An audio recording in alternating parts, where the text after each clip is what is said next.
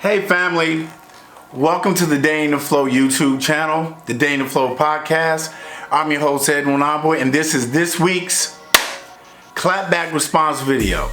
Every week I do a video that relates to a current topic and we dig a little deeper into it.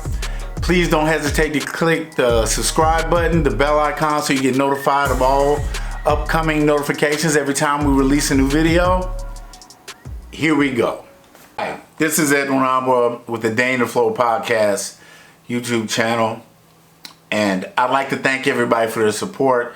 The videos have been very well received. Thank you so much for your comments and your support. I truly appreciate it. Today I'm going to talk about a story concerning NFL star Richard Sherman, cornerback, Super Bowl champion cornerback for the Seattle Seahawks and champion Seahawks, but he's a free agent now, and he played, the last season he played, I believe, was for San Francisco 49ers. Well, the big news is Richard Sherman was arrested on a domestic violence related case, I guess you put it like that. No one was hit, no one was injured, he didn't beat up anybody, but what appears to have happened is that it appears that he had been drinking. He got into a disagreement with his wife and her father about seeing his kids. He ended up getting in his car, wrecked it, going through a construction zone, ended up making it to his father-in-law's house and was banging on the door, tried to break the door down. He said he wanted to see his kids. His wife called 911, and I want to be clear. She said he's going through something. There's some mental health issues here. Please don't shoot him. He's just not listening right now. The police show up, and even in the police report, from what I've read, and all reports said that it started out very civil, and then Richard Sherman got more irate. They tried to take him into custody. At that point, he was resisting, and a canine came in, was able to subdue him. He had to get a couple of stitches, I think, on his lower leg from the canine.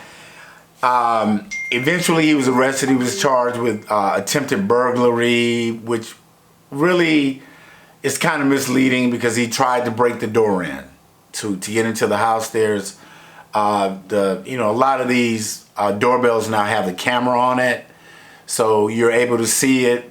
And he went in front of a judge. The prosecution wanted a $10,000 bond.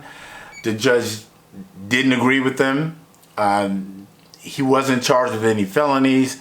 He was charged with some misdemeanors, even a gross misdemeanor. And in the words of the judge, Mr. Sherman has always been a pillar of the community, no prior record, and they released him in his own recognizance. And I think that's going to be continued. First of all, I'd like to say, number one, on this channel, I'm passing no judgment. This is not spilling the tea on Richard Sherman. I pray for him, his family, especially when it comes to mental health issues, especially when it comes to issues with a black man dealing with mental health. And also with the fact that there's so much more to this story. Upon doing some research, I found out that back in February, there was an extreme protective order taken out for Richard Sherman because he was in extreme danger to himself. Because even in that 911 call, his wife said he is suicidal. He made threats about hurting himself. Now, I'm not a big fan of the media in the United States for obvious reasons. Plenty of reasons. Without drama, without violence, without controversy, they don't get ratings, therefore they don't make money. So they want the juicy titles. Our friends at Fox News Online, they decided when reporting this issue they decided to show the video of him violently trying to break the door down.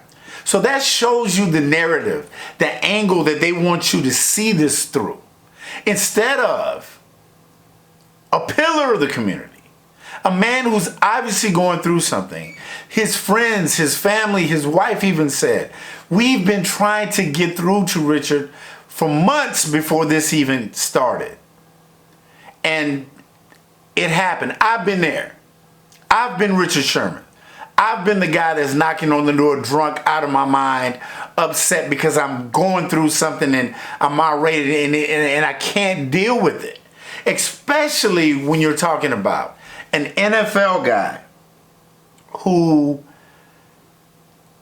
you're talking about the league of CTE.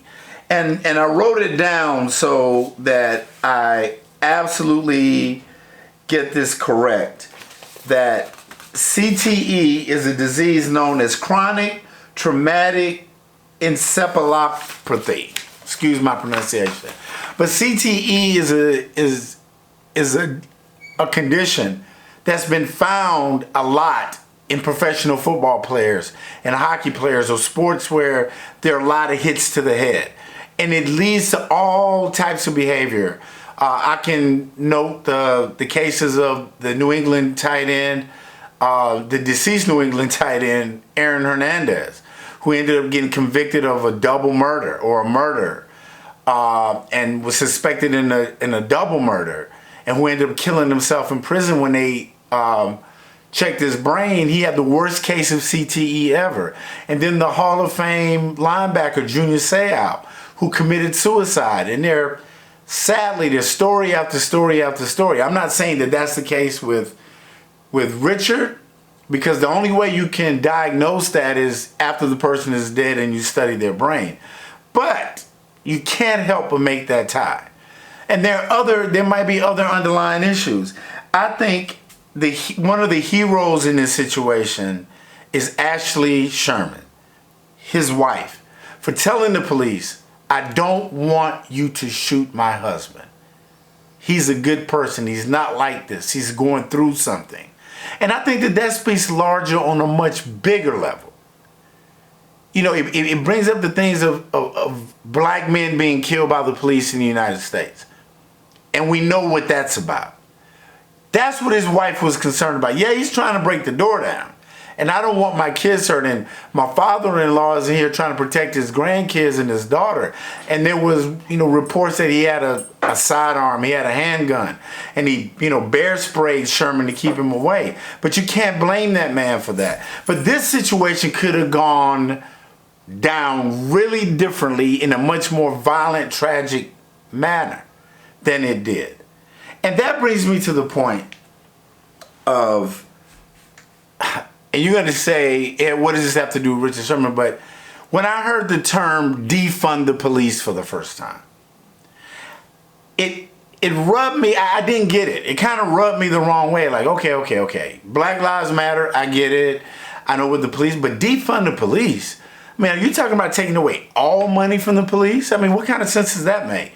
Until I looked into it a bit more.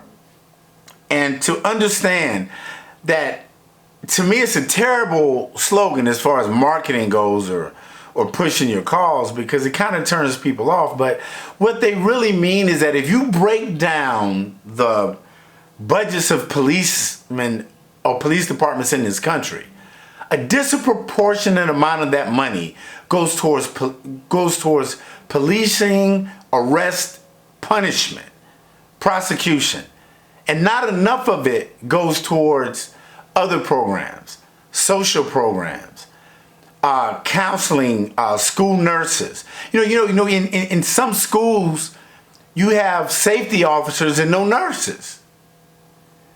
That's unbelievable to me. And I'm going to touch on that in the part 2 of this video, about the fact that why was the canine even involved in this? I'm not second guessing the police, okay? Because, and maybe it does sound like it, but I have friends that are policemen that I have great respect for and the job that they do, especially a domestic violence case with an NFL athlete who's probably in really good shape. But to bring the canine in and to go down that road where in the next video, I'm going to go more into detail about how not defunding the police, but restructuring the allocation of funds in that police budget to go towards specifically mental health departments and training and units that can better deal with an issue like that. Again, my sincere thoughts and prayers. Richard Sherman is a Cali dude, went to Stanford, from Compton. Think he's a great player, a great man, the great things he's done in his community, especially the black community, for young black kids and kids in general. I know what it's like to go through mental health issues. I'm a disabled combat veteran with PTSD and multiple suicide attempts. So I know what that's like. And there's no judgment. There's nothing but love, hope, and prayers for him and his family. Again, this is Ed Winamba with the Day in the Flow podcast. And thank you so much. Again, I would ask you to leave me some comments, give me a thumbs up, click the subscribe button and the bell icon so you can be notified of any upcoming content as we upload weekly. Again, this is Ed Winamba with Day in the Flow podcast. I love you, and there's nothing you can do about it. Namaste.